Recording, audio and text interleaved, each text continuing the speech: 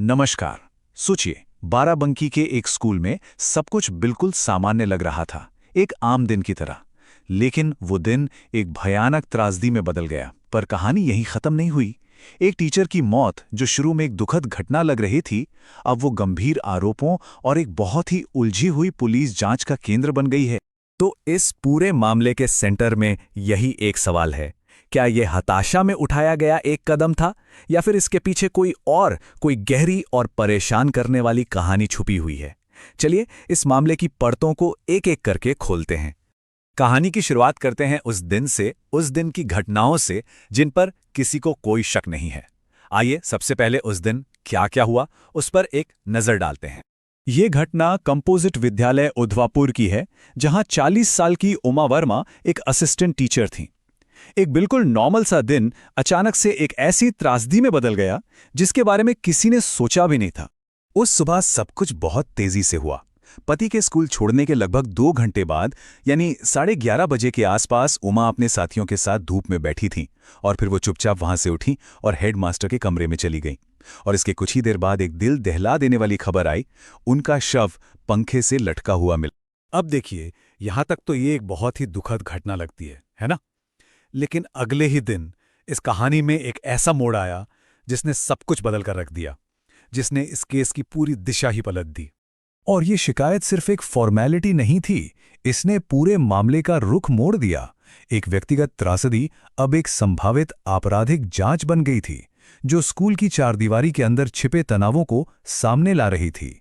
तो चलिए देखते हैं कि इस मामले में मुख्य किरदार कौन-कौन हैं। सबसे पहले मृतिका उमा वर्मा, फिर उनके पति ऋषि वर्मा, जो खुद भी एक टीचर हैं, और वो लोग जिन पर आरोप लगे हैं वो हैं स्कूल की हेडमिस्ट्रेस सीतावती गुप्ता और एक और असिस्टेंट टीचर सुशील वर्मा।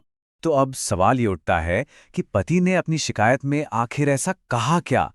उनके आरोप सीधे तौर पर उमा वर्मा के काम और उनकी सफलता से जुड़े हुए हैं। शिकायत में जो तस्वीर सामने आती है वो काफी परेशान करने वाली है। आरोप यह है कि उमा वर्मा को उन्हीं लोगों द्वारा लगातार मानसिक रूप से प्रताड़ित किया जा रहा था जिनके साथ वो काम करती थीं, और इस वजह से वो गहरे सदमे में थीं। शिकायत में एक खास ताने का जिक्र है, जो कथित तौर पर उन्हें बार बार मारा जाता था।